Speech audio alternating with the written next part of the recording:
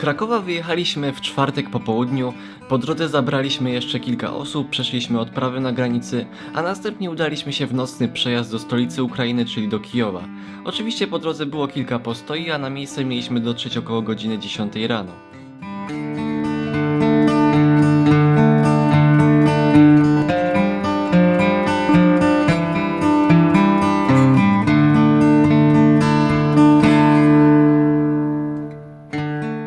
Pierwsza rzecz, która rzuca się w oczy po wjechaniu do stolicy, to dosyć niski poziom życia. Znaczna część budowli jest w kiepskim stanie, wszystko jest takie szare i ponure. Co jakiś czas pojawiają się budowle, które prezentują się okazale, ale wystarczy przejechać kilka przecznic dalej, żeby zobaczyć sypiące się stare bloki czy domy w kiepskim stanie. Nastawiają się, że w stolicy drugiego co do wielkości państwa w Europie ten poziom będzie znacznie wyższy. I teraz, kiedy mam jakieś porównanie, to śmiało mogę stwierdzić, że nasza stolica prezentuje się naprawdę bardzo dobrze. Oczywiście moje zdanie oparte jest tylko i wyłącznie na tym, co miałem okazję sam zobaczyć, bo możliwe, że w innych miejscach w Kijowie jest znacznie lepiej.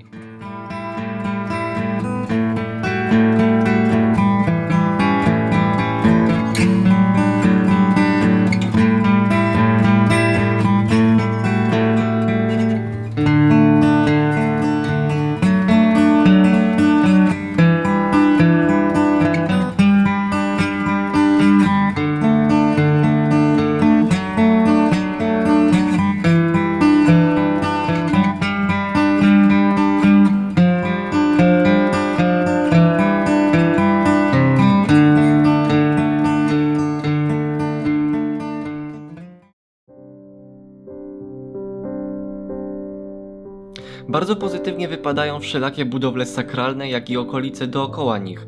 Tutaj wszystko jest zadbane, prezentuje się naprawdę imponująco i potrafi zrobić wielkie wrażenie na człowieku. Aczkolwiek nie brakuje rzeczy, które mocno odbiegają tego poziomu. Tutaj pojawia się chyba już słynna, niestety w negatywnym znaczeniu tego słowa, toaleta publiczna niedaleko Ławry. Jeżeli kiedyś tam będziecie, to zobaczcie ją i sami się przekonacie, o czym mówię.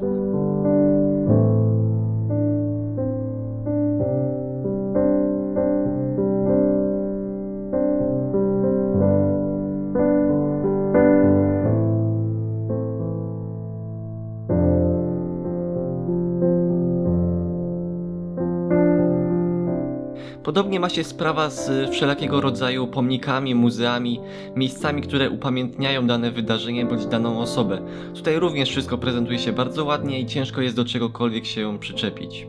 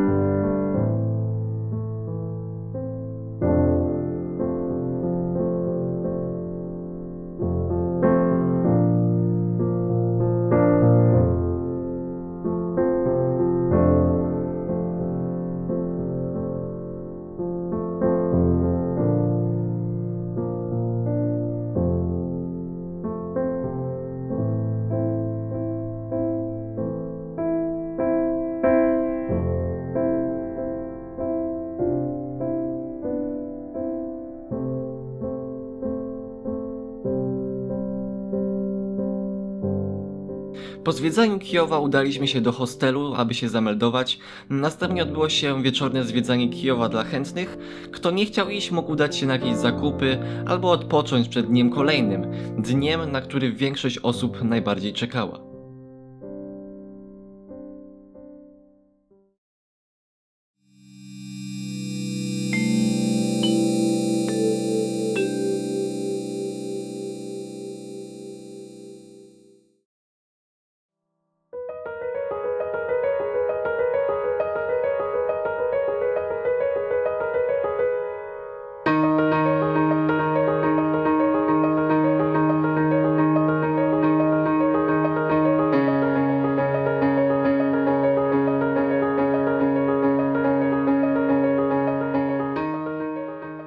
Do miasta widmo wyjechaliśmy z samego rana z naszym przewodnikiem. Podczas wjeżdżania do strefy musieliśmy odbyć kilka odpraw, ponieważ wjazd do zony jest możliwy tylko dzięki specjalnemu pozwoleniu.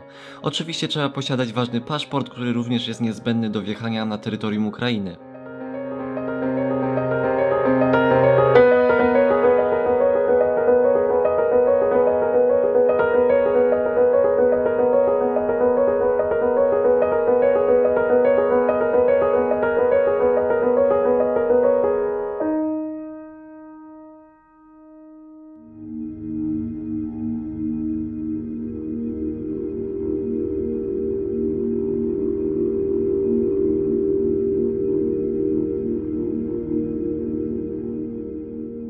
Nasze zwiedzanie rozpoczęliśmy od miasta Prypeć, miasta, na które najbardziej czekałem i muszę przyznać, że miejsce zrobiło na mnie szokujące wrażenie. Czułem się tak, jakby ktoś wsadził mnie w środek jakiejś postapokaliptycznej gry, coś co normalnie oglądam na ekranie mojego monitora, teraz mogłem zobaczyć w prawdziwym świecie. Według mnie, niezależnie od tego jakie zdjęcia i filmy oglądałoby się, to nigdy one nie oddadzą klimatu, jaki panuje w tym miejscu. Tam po prostu trzeba pojechać i samemu to wszystko zobaczyć, przejście po opuszczonych blokach, szkołach i innych budynkach, poczuć ten klimat na własnej skórze.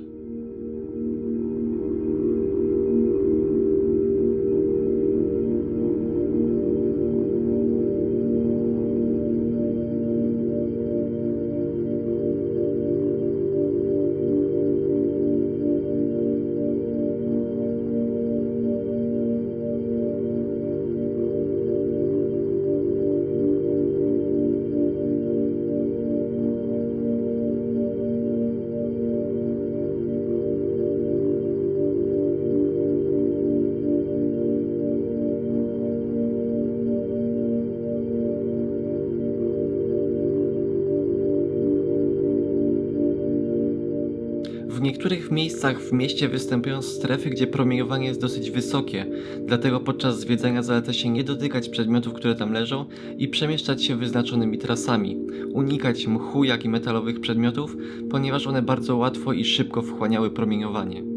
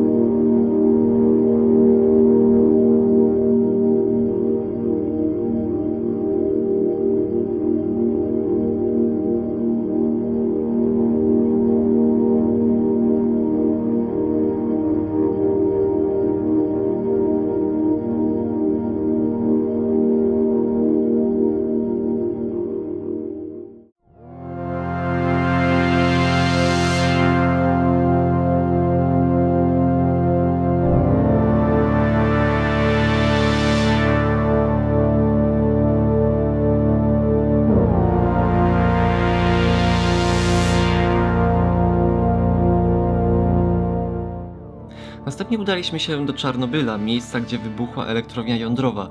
Sarkofag, który zabezpiecza pozostałości po elektrowni, można fotografować i nagrywać tylko z jednej strony. Dlatego niestety nie będę mógł wam pokazać nic więcej poza tym, co tutaj widać. Sarkofag ma zabezpieczyć reaktor przez najbliższe 100 lat.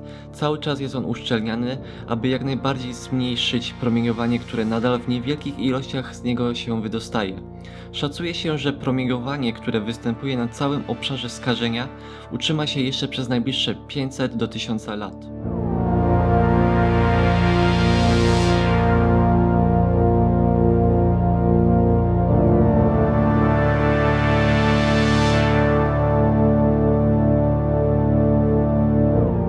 Ostatnim etapem naszego zwiedzenia była Duga, bardziej znana jako Oko Moskwy.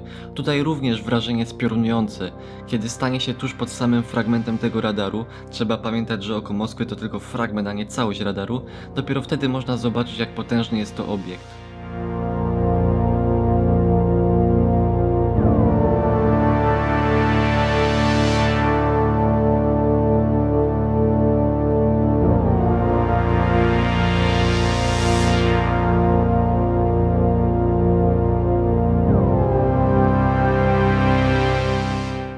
Ponownie wróciliśmy jeszcze raz do miasta Czarnobyl, żeby zobaczyć pomnik Anioła, który stanowi nawiązanie do zapisu z Apokalipsy Świętego Jana, a następnie ruszyliśmy do hostelu w Kijowie, aby się spakować i wyruszyć w drogę powrotną do Krakowa.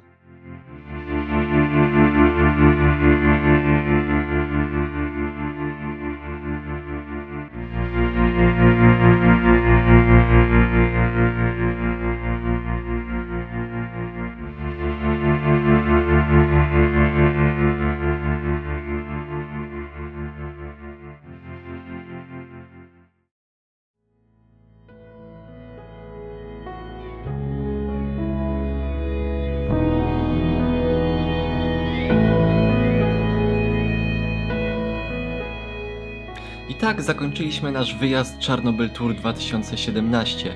Przygoda niesamowita, warta każdej złotówki i naprawdę polecam wybrać się w to miejsce i zobaczyć na własne oczy, jak to wszystko obecnie wygląda, ponieważ tak jak mówiłem wcześniej, żadne zdjęcia czy filmy nie są w stanie oddać faktycznego stanu tego miejsca, a wspomnienia z takiego wyjazdu zostaną na wiele, wiele lat.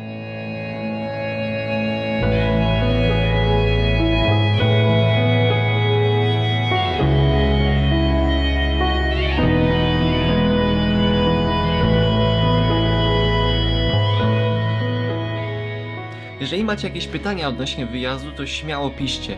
Może sami chcecie się tam wybrać i interesują Was jakieś sprawy techniczne.